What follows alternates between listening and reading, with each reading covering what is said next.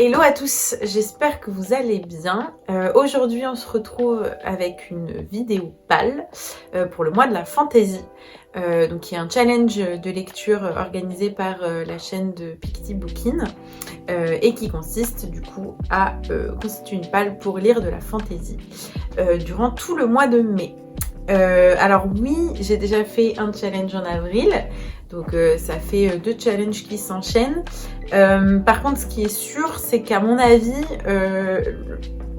le mois de mai va pas être aussi productif que le mois d'avril. C'est-à-dire que là, ce qu'il faut lire, c'est de la fantaisie. Donc la fantaisie, on est en général sur du minimum 500-600 pages, donc ce qui pour moi est beaucoup à lire dans le mois. Donc je pense que je pourrais pas lire autant que j'ai lu pour le challenge en avril d'Apil. Donc voilà, j'arrive un peu après la guerre, parce que je pense que toutes les vidéos de PAL sont déjà sorties. Mais j'ai pas eu le temps de faire ça plus tôt. Challenge littéraire comme d'habitude, des menus, des sous-catégories et une PAL à constituer. Et on commence ça tout de suite. Alors j'ai pas trouvé un livre pour une catégorie. Là j'ai une PAL d'à peu près 8 livres. En général quand la catégorie il n'y a pas de livre, c'est que soit je lis pas ce genre de littérature, donc par exemple urban fantasy, tout ça c'est des choses que je ne lis pas, soit ça me faisait acheter un nouveau livre et en soi l'objectif c'était surtout de taper dans ma PAL de romans de fantasy que j'avais déjà pour un peu l'écouler. Il y a un livre que j'ai acheté pour ce challenge et un autre que je me fais offrir parce que c'est mon anniversaire en mai. Mais sinon voilà, donc s'il y a 2-3 catégories que j'ai pas pu remplir. On va commencer par le premier menu qui s'appelle Bien au chaud dans notre monde. La première catégorie, il faut lire un livre, donc ça s'appelle Nous avons appris, et il faut lire un livre où il est question de formation, d'école. J'ai prévu de mettre Vita Nostra avec des noms d'auteurs que je n'arriverai pas à prononcer, donc pour pas faire de mal à leurs oreilles et à vos oreilles, je ne me lance pas là-dedans. Mais bref, du coup Vita Nostra, donc qui est un roman normalement classé en fantastique plutôt que fantasy, mais c'est pas grave, j'ai un petit peu triché. Donc là, je sais pas trop, j'ai pas voulu trop en savoir. Je sais que c'est une jeune fille qui est amenée à rejoindre une école de magie, mais en fait, je crois que la vibe du livre, c'est un peu un Harry Potter, mais en version très dark. Genre, dans notre jeunesse, on a lu Harry Potter, maintenant on est adulte, on lit la même chose, mais en adulte, quoi. Donc voilà, c'est un peu Harry Potter dark, et ça fait longtemps que je veux le lire. J'ai connu ce livre grâce à Cornelius, qui m'a totalement hypée en parlant, parce que c'est un de ses livres préférés, je crois, de tous les temps pour l'instant. Je vous mettrai le lien de sa vidéo sur le bouquin dans la description. Catégorie 2, nous vécurent de longues aventures. Là, il est question de commencer ou continuer une saga, et j'ai choisi pour cette catégorie de lire la deuxième partie du livre des radieux, qui correspond du coup au deuxième tome des archives de Rochard. Donc c'est mon petit oublié du challenge en avril 8 d'Apil. Spoiler, je ne l'ai pas lu du coup. Tout simplement parce qu'il est juste immense. 900 pages. Bref. Saga de fantasy adulte, topissime. Le tome 2 est vraiment ouf par rapport au tome 1. Le tome 1 en fait c'est hyper introductif, là le tome 2 il se passe plein de trucs. En plus là la fin du premier tome, genre ça s'arrête sur des dingueries. Ensuite, catégorie 4, du coup la 1 et la 3 vont un peu ensemble. Donc la catégorie 4 c'est nous avons découvert que nous avions un destin. Donc là, il est question de élu, de quête, enfin d'un récit où il est question d'un élu, d'une quête. Et là, grand classique, je pense que je suis une dernière sur Terre à commencer à le lire. Donc c'est une intégrale. Je parle de L'Assassin Royal de Robin Hobb. C'est une intégrale, donc je crois qu'il y a les 3 premiers tomes de la saga dedans. Alors je sais pas s'il est vraiment question d'élu ou de quête, mais j'ai vu le mot destin et en fait je sais pas, j'ai pas voulu trop me documenter sur quoi ça parle, mais je crois que il est question d'un bâtard qui est engagé, entre guillemets, pour devenir l'assassin du roi. Ça m'a fait penser à Destin, vu qu'à la base c'est quand même un bâtard, voilà, il change quand même de vie. Donc voilà, je vais pas lire l'intégrale en entier bien sûr, mais je vais essayer de lire le premier livre au moins. Je sais pas combien de pages ça fait. On enchaîne avec le deuxième menu qui est Nous traversons la forêt. Je sais plus ce que c'était la catégorie, hein, mais ça devait pas correspondre à ce que j'avais dans ma palle. Donc catégorie 2, à la rencontre des autres, où là il est question de lire un livre avec un petit peuple. Donc gnome, fée, les hobbits, ça marche. C'est ce que Picty Bookin a dit dans sa vidéo de présentation. Donc je me suis dit pourquoi pas commencer avec un monument de la fantasy que je n'ai toujours pas lu, à savoir le premier tome du Seigneur des Anneaux. Pas besoin de faire le pitch, je pense que c'est assez connu. J'ai le premier tome donc chez moi, enfin chez mes parents. Donc je vais le récupérer au cours du mois de mai. Les livres que je n'ai pas là en ma possession, je les ai globalement chez mes parents. Donc je les aurai en ma possession en mai pour faire le challenge. J'ai vu les films il y a fort longtemps.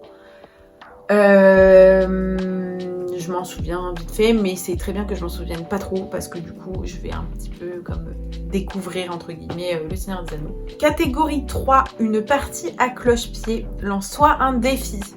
Alors le défi ça va être un livre que je repousse depuis plusieurs mois, c'est Le Prieuré de l'Oranger de Samantha Shannon je crois. Il me fait peur juste parce qu'il est énorme. Donc déjà il va prendre la moitié de ma bibliothèque, gros bébé quand même, donc défi quand même. Déjà que je pleure devant 900 pages de Brandon Sanderson quand c'est en format poche, alors là j'ose pas imaginer, bref, mais en tout cas le pitch me plaît beaucoup. On est en plus dans un Regnum, donc ce qui est assez rare. Enfin honnêtement, bon après j'ai pas lu 3000 bouquins de fantasy. Hein. Je sais qu'il est question de société secrète de mages, de dragonnières je crois, enfin de personnes qui chevauchent des dragons, donc cavalières pour des chevaux, dragonnières pour des dragons je crois. Voilà, il est question d'héritiers, d'assassins, bon bref, un peu tout. Et tout ça me plaît beaucoup. Catégorie 4, la fin en la survolant. Où là, il faut lire un livre où il y a des créatures volantes. Et vraiment, cette palle est constituée que de classiques de la fantasy, ou du moins que des livres ultra connus de la fantasy. Vraiment, j'ai rien inventé, aucune originalité dans cette palle, ça c'est sûr. Mais bref, pour cette catégorie, j'ai décidé de mettre le deuxième intégral de Game of Thrones, donc pas du tout original. Voilà, j'ai lu la première intégrale en 2019. J'avais pas mal aimé, même si c'est quand même un peu indigeste. Enfin, c'est vraiment écrit en police neuf là. C'est des gros pavés. Pareil, je crois que dans la deuxième intégrale, je crois qu'il y a 3 tomes. Peut-être que je vais juste lire le premier. Donc voilà. Donc c'est aussi un bouquin qui est chez mes parents. Voilà, se relancer dans Game of Thrones, c'est plutôt pas mal. Et c'est parfaitement dans le thème. Dernier menu de ce challenge du mois de la fantasy vers d'autres contrées. Et nous avons en deuxième catégorie, parce que la première, je crois qu'il était question de romance. Et alors certainement dans les bouquins que j'ai choisis, il y aura de la romance, hein, je ne sais pas. Mais voilà, j'ai pas trouvé. Donc deuxième catégorie, pour y trouver un apprenti. Où là, il faut lire de la littérature jeunesse. Et donc du coup, j'ai choisi la seul roman jeunesse que j'ai dans ma palle, qui est aussi un oublié du challenge en avril de Vite-à-Pile. Oups. Donc The Ikabog de J.K. Rowling, donc la version originale de l'Ikabog. Voilà, seul bouquin de littérature jeunesse que j'ai. Littérature jeunesse parce que c'est en anglais et c'est pas enfin je lis jamais de VO en fait. Donc j'ai voulu commencer avec de la jeunesse pour que ce soit pas trop compliqué. Donc dans l'Ikabog, il est question d'un monstre qui s'appelle Ikabog, et d'un royaume où tout se passe bien. Le monstre se cache dans les contrées reculées du royaume, et je crois qu'on va suivre 2 personnages qui vont se lancer dans une aventure où j'imagine l'Ikabog il sera mêlé. Mais voilà, j'en sais pas plus. Je l'avais commencé vite fait, mais c'était, enfin, j'ai lu vraiment le début, donc je peux pas, j'en sais pas vraiment plus sur l'histoire. Elle s'est pas encore lancée. 3e catégorie et dernière du coup, se laisser porter. Oula, il faut soit participer à une des lectures communes que Pictibookin organise, qui moi ne m'emballait pas forcément. Donc si on veut pas faire les lectures communes, on peut demander à son entourage ou tirer au sort soi-même, enfin peu importe, de choisir un livre pour nous. Donc là j'ai demandé à mon copain de choisir un livre pour moi selon une présélection que j'ai faite de 5 livres qui étaient, je prends mes petites notes, Au royaume de Pierre Pével, tome 1, Le Chevalier, Olivier Pérou, Druide. Donc ce livre, en fait ce livre est dans la liste uniquement grâce à la super vidéo qu'a fait Les mots de l'imaginaire sur les one-shots en fantasy. Cette vidéo est top, je vous la mettrai en description. C'est vrai que les one-shots de fantasy c'est assez rare. Le Prieuré de l'Oranger normalement c'est un one-shot, mais merci le one-shot quoi, enfin il est énorme. Mais là par exemple du coup Druide d'Olivier Pérou ou Perru, je sais pas, c'est un petit bouquin, enfin je veux dire peut-être on est sur 500 pages, même pas. Sinon il y avait Martyr de Olivier Pérou aussi, Stéphane Plateau, Les Sentiers des Astres, tome 1, Manèche, ou La Messagère du Ciel de Lionel Daloust. Du coup, je lui ai présenté cette liste de livres, il a lu les 4e de couverture et il a sélectionné pour moi. Et du coup, il a sélectionné Manèche, du coup, donc le premier tome Les Sentiers des Astres de Stéphane Plateau, auteur belge, je crois, de fantasy. Dans Manèche, donc je me suis basée vraiment que sur la 4e de couverture. Donc il est question donc du capitaine Rana qui part avec, je crois, un équipage, une poignée de braves, voilà pour être précis. Il remonte le long d'un fleuve à la recherche d'un oracle légendaire qui s'appelle le Roi Diseur dans la forêt de Vianprir. Donc il part très très loin pour aller le chercher, et en route il tombe sur un naufragé qui va à leur rencontre, qui se fait appeler le bâtard. Et qui est cet homme, on ne sait pas.